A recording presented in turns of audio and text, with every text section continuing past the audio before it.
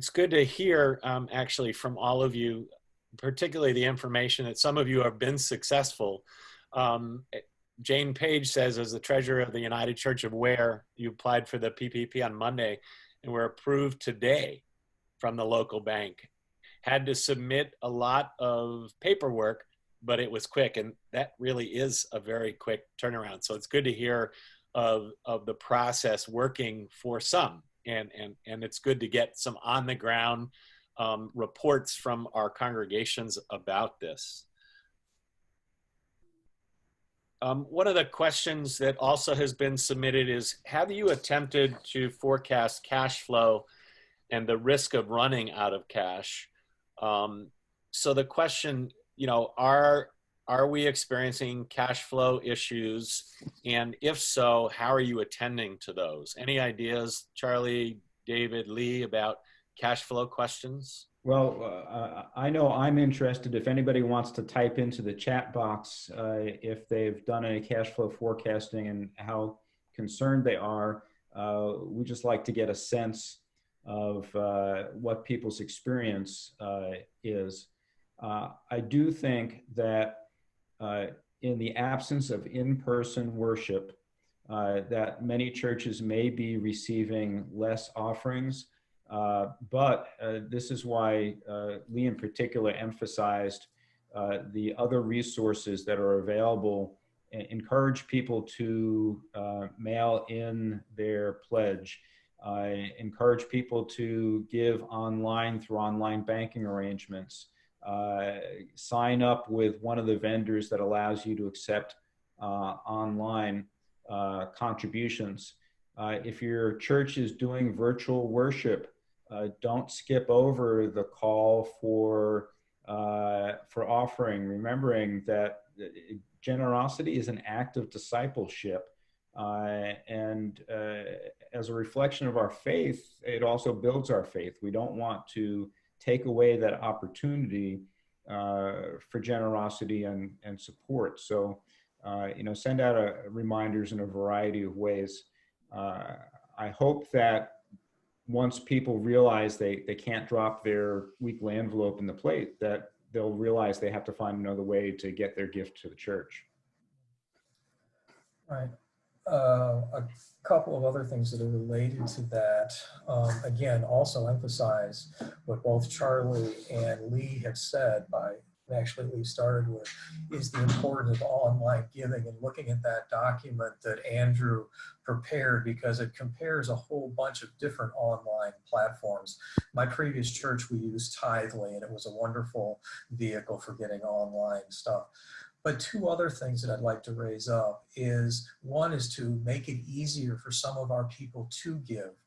And I had a conversation with several pastors this afternoon, and we realized that in a lot of our congregations, there are a number of people who are receiving their income through retirement accounts. And I don't know how many people realize that now with the new tax law, they have an opportunity to give to the church directly out of their retirement account, which has a couple of different purposes. The church gets 100% of what that contribution is. The recipient does not have to pay any taxes on that, so it doesn't count as income. So the only entity that loses in this transaction, called a qualified charitable distribution, is the IRS and the Department of Treasury.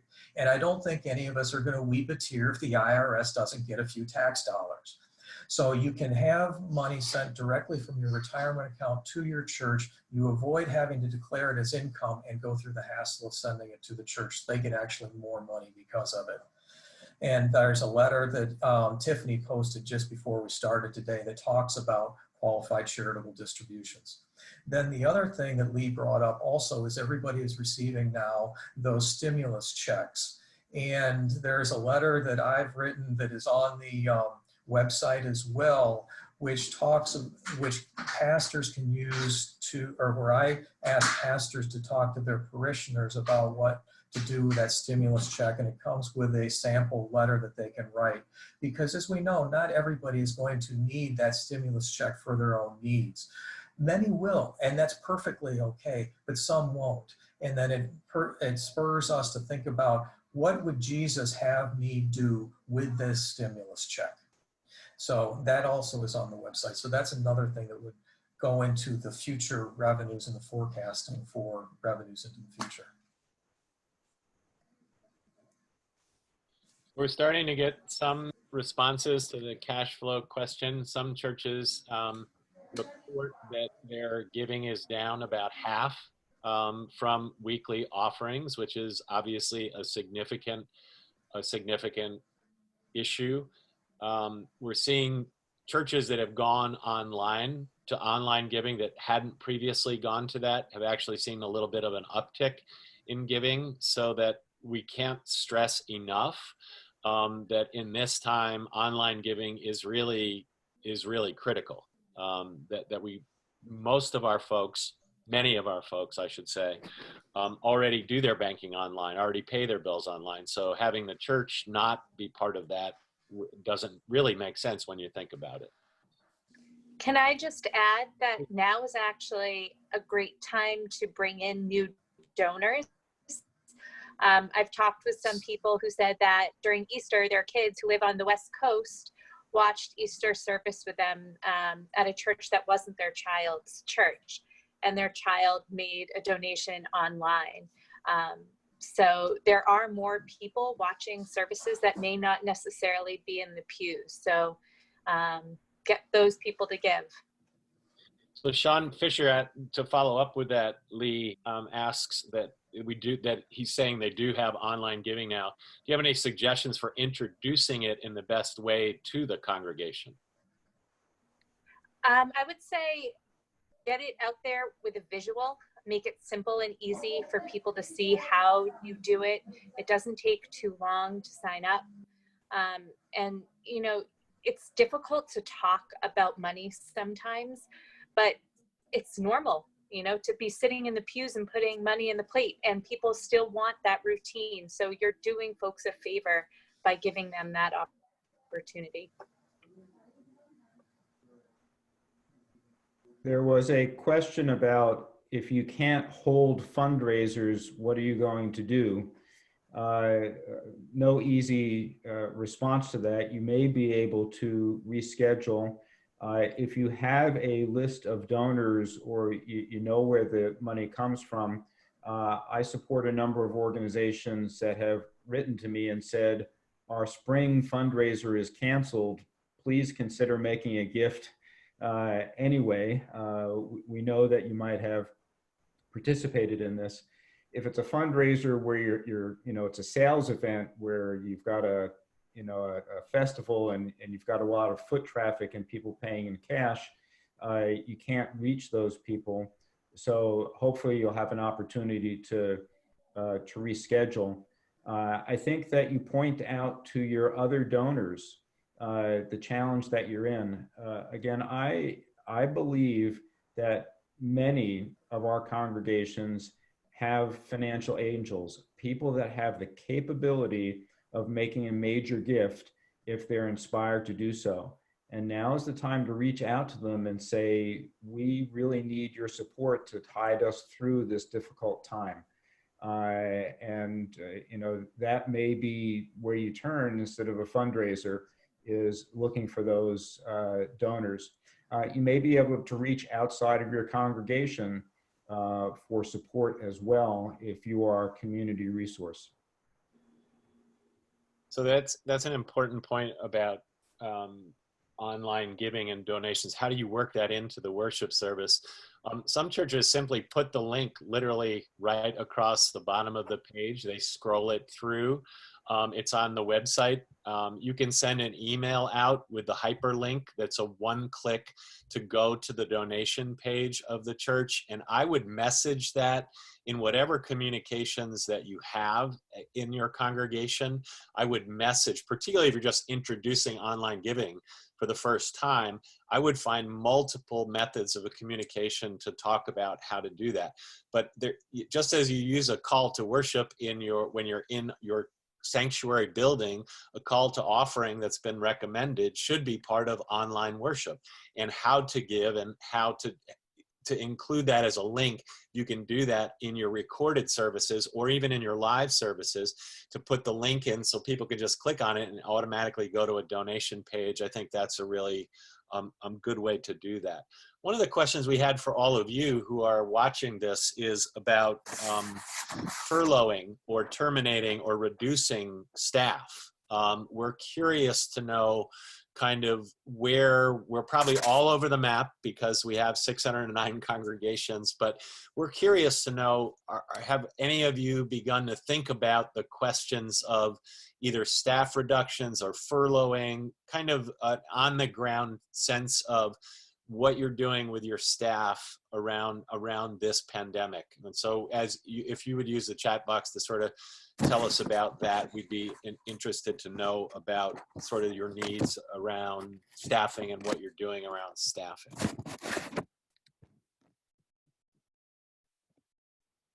So we've got Thomas McClintock, I hope I said your name right, you're doing a virtual 5K for a local charity. I would love to see how that works. So people get on a treadmill and they get a camera and they walk that way. Every participant donates. So they're not reducing any, this is helping them in the fundraising. So thinking of creative ways to do fundraising right now. They take a picture of their running watch. What a great idea that is. Thomas McClintock sends that. We're hearing from Norfolk that no staff cuts are being planned in that congregation. Related to this, Kent, could I add in case people are, I think it's important that if they are going to lay people off, that they might recognize that due to the pandemic unemployment assistance program, that those employees may be eligible for unemployment. Ordinarily, we know church employees are not, but because of this program, church employees may be eligible for unemployment compensation now, and that people should check with their state and local unemployment or labor boards, because that came out as a letter from the Department of Labor just recently, including the weekly benefit assistance program as well. So there is also a memo from Heather Kimmel, our indispensable UCC General Counsel, on unemployment possibilities posted on our website for people to look at. Also on our website, under additional resources towards the bottom of our page, there is a subscription service from Church Law and Tax that is a reliable source of information. We subscribe to it. I think it's $99 a year.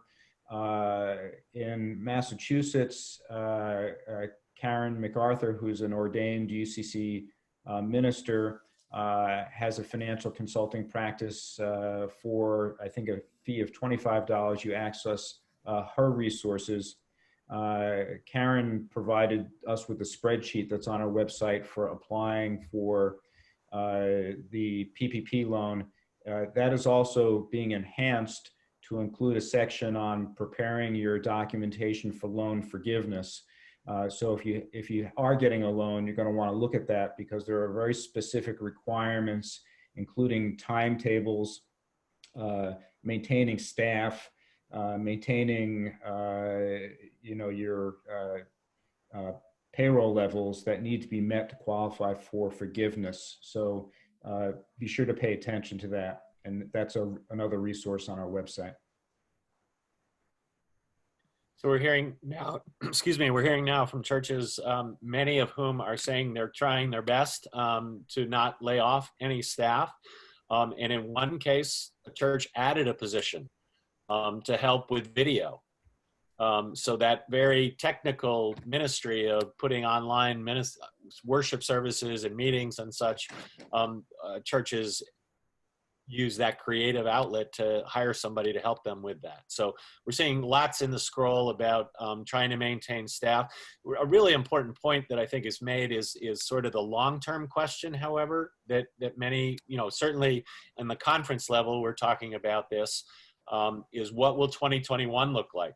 So the question is, we might be okay for, you know, another couple months, but if this continues on, what will we have to do around reductions? But it's really heartening to see many of the churches have made the decision to be able to continue paying staff during the pandemic. And clergy will tell you, I am sure, that they're working harder and differently now because of the pandemic, and finding ways to connect that they didn't go to seminary for. Seminary did not train us for a global pandemic, but we're certainly seeing on the scroll here lots of churches maintaining their staff, and that's heartening to see if you're able to do that. And going back to communications and appealing to people to contribute to the church, make sure that your church membership knows that this is the choice the congregation is making, because this is a reflection of our values and commitment, and that we're depending on people to give as they are capable to maintain this important support for the ministry of the church.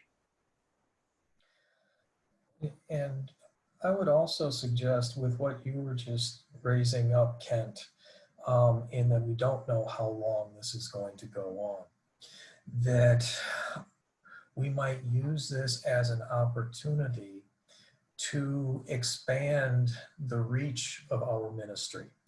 As Lee referred to someone who was a child of a church that was now living in California as an adult and tuned in for Easter services and gave to the church, I would think, or I would hope, that churches would open up who they envision watching that service on Sunday or whatever online, and not have their vision be restricted to their local congregations who might just be there but remotely, but also have more of an expansive vision of who they can reach and who might be looking at that church at that time, regardless of where they are, and use this as an opportunity to get our message out to more and more people. It could, as Lee suggested, expand your donor base, but it also can expand the effect and the touch that you have on other people who might not otherwise ever cross the threshold of a physical church door,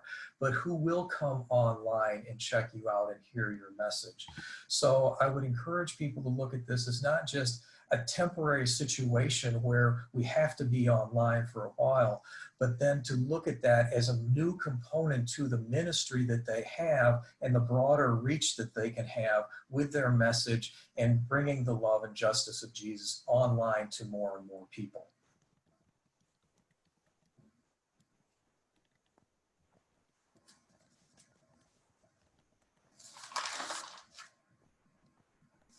We want to open it up for other questions that you might have. Tiffany, do we have any questions from Facebook in the comments section that you want to lift up? No questions, no. There were just a couple of comments from folks who said the same as people have been saying in the Zoom, that they're trying to keep paying people, keep paying their staff as much as they can. Right, right. So Kurt Bischoff asked the question, so who should I contact in the SNEUCC? I guess it depends on what your question is, Kurt. So if you could put that in there, that would be good.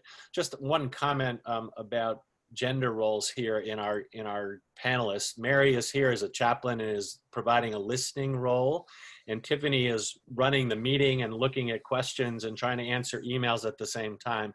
So apologies if it comes across as too male dominated. So I want to give Lee a chance to speak now, because I know she has something to contribute for sure. Yeah, so I would add, beyond what I shared before about communication, is to use this time to educate yourself.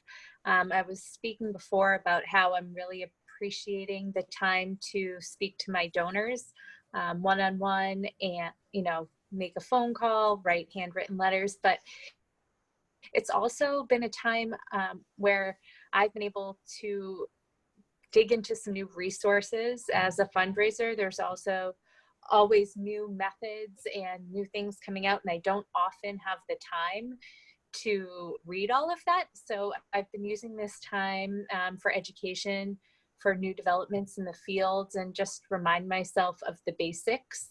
And also a time for planning. We don't know what is going to happen, but getting all the tools ready for, say, an event, and working with committees and getting as much in place as possible.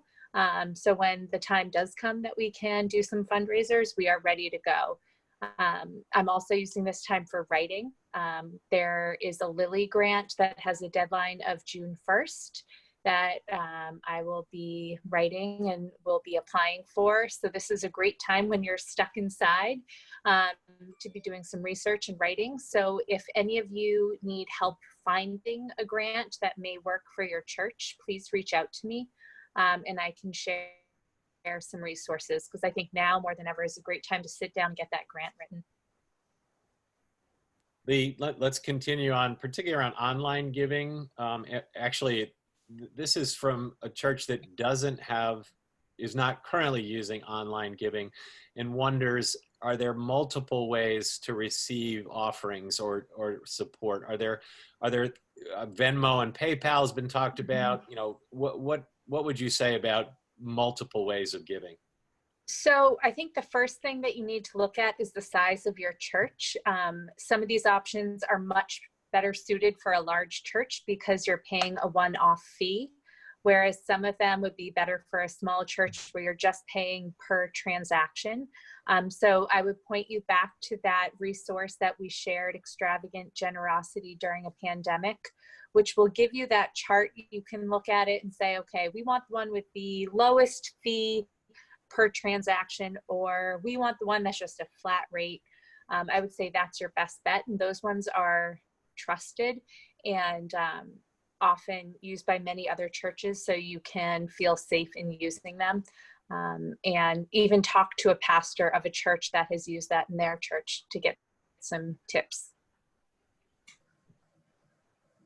So I think this is an interesting question about sort of as many times as we are doing online gatherings and online worship, if that goes on for many months, people begin thinking outside the box, which some would argue is a good thing, about how church is conducted. The concern is that if in-person services stop, which they obviously have for now, many will lose connection and then lose interest. I'm going to ask our chaplain if she would be willing to comment on, you know, sort of the online experience, Mary, and around losing interest, and how do we build connection in the online world?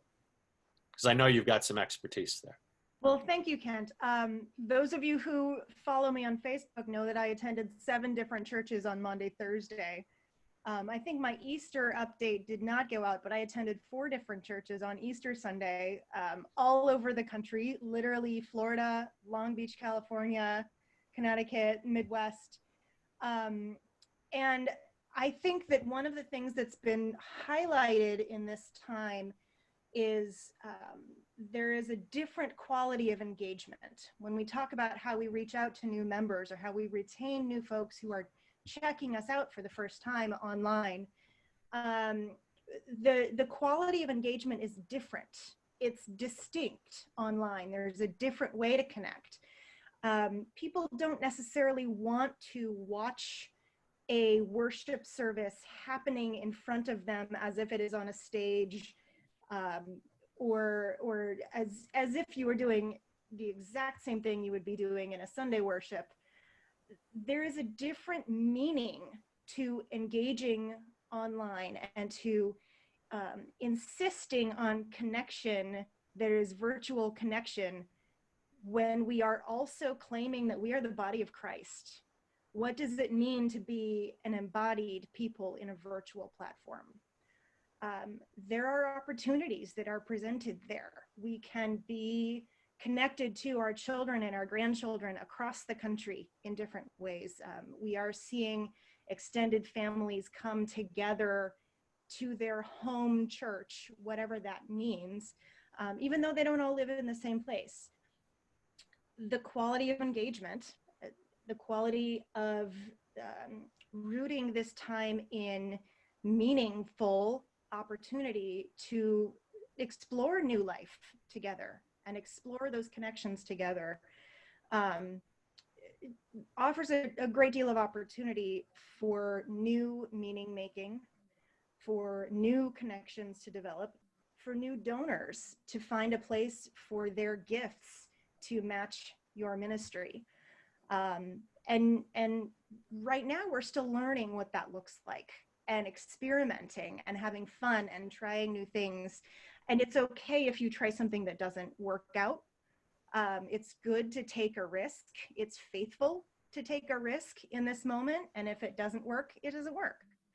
But the quality of engagement is different online. And I think that we need to be aware of that. And we need to adapt our fundraising and adapt our appeals and adapt all of the ways that we connect with all of our church members and with our new visitors, and just see what works. Thank you. Thank you, Mary. And some people are beginning to comment on how pastoral care is being done with volunteers using a telephone to reach out to people. And people are using virtual coffee hours. Those have become quite popular after church to talk about different ways to connect with people.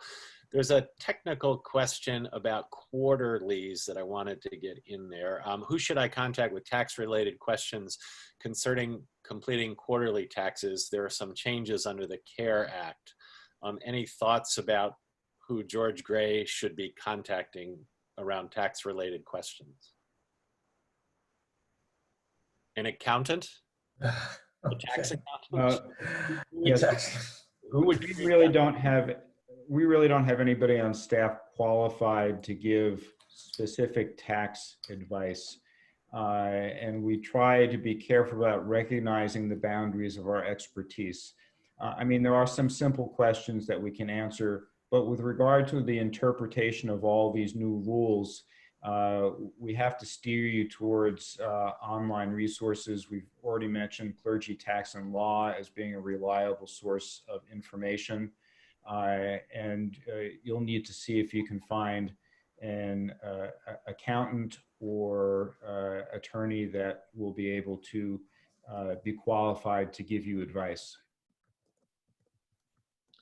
So we are starting to get on the scroll some of the churches, and we will certainly provide those resources as we compile them, because we haven't surveyed churches. We may need to do that, about what online giving portals they're using. I'm seeing lots of Ancos, PayPals, different things. One of the questions was raised about Facebook. Should we use Facebook as a donation platform? Our experience, I've been trying for 10 weeks to get the Southern New England United Church of Christ Conference to be able to receive donations on Facebook, and I've sent multiple documents.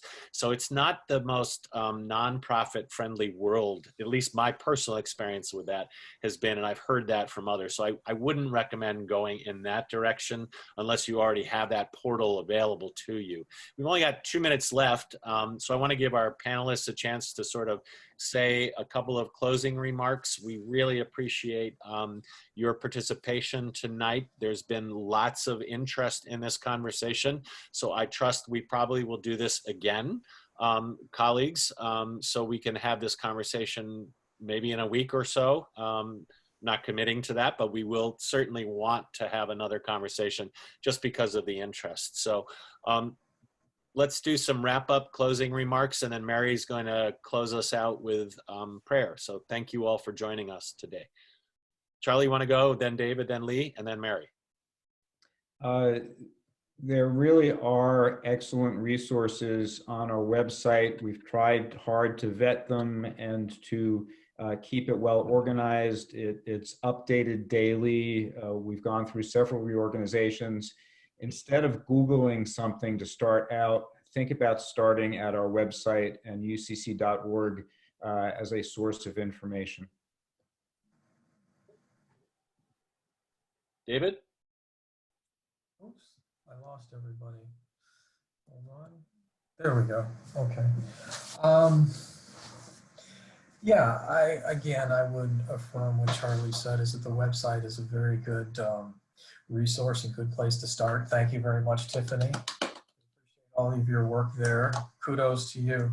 But again, I would encourage people to think and try to convey to their congregations that we are disciples of Jesus, and that means we are in the world but not of the world. And we are being constantly bombarded by the way in which the world thinks. We are different. We are called to be different. We need to try to get back in touch with that sense of identity that we have as beloved children of God, and that groundedness that we have, and that we live in a sense of abundance, and that we have a specific mission and purpose in the world, oftentimes, which is very countercultural. But it's a special mission that we have been called into by God, and it is a sacred mission. And we are called to promote that mission of God and God's work in the world, the love and justice of Jesus that the Southern New England Conference has. And it's that mission, and viewing the resources that we have been given and trusted to as stewards of, whether it be time, talents, or treasure, to use that in ways which promote and advance Jesus' mission and ministry in the world, to promote God's mission in the world. And that's what we're called to be about, and trying to remain focused on that in our identity as disciples and followers of Jesus, who are, yes, we are in the world, but we are not of the world. Thank you, David. Lee? I'm going to keep it short and sweet, and I want you to remember these 4 things.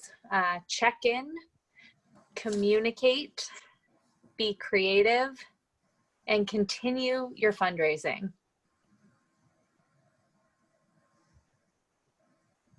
And Mary? I want to thank you all for being here, for the quality of your questions, for the willingness to engage, and also to share your stories and your experiences.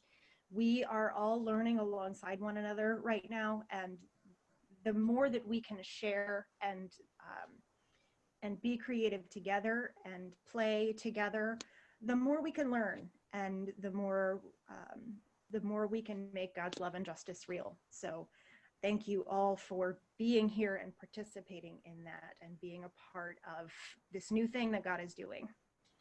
Friends, let us pray. Abundant God, you are doing a new thing, and you are bringing us through a time of challenge. The challenge to our principles. It's an opportunity to examine our values. It's an opportunity to connect ministry to money in creative and careful ways. So help us, be present with us as we care for one another, as we care for church members who have lost jobs and income, as we care for our church employees and commit to their employment and their income.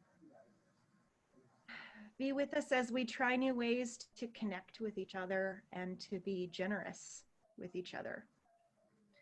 And help us to remember that we are called to be your disciples. We are called to be faithful and persistent and generous. Help us to bring about God's kingdom come on earth and make your love and justice real. In Jesus' name, amen. Amen. Thank you, panelists. Thank you, participants. We will do this again. So we will ask you to send your questions to us as you register for the next conversation that we'll have around finances. Because things are shifting so quickly, we will talk about when to have another kind of conversation for all of you to participate in. So blessings to all of you this night. Be safe, be well. Godspeed.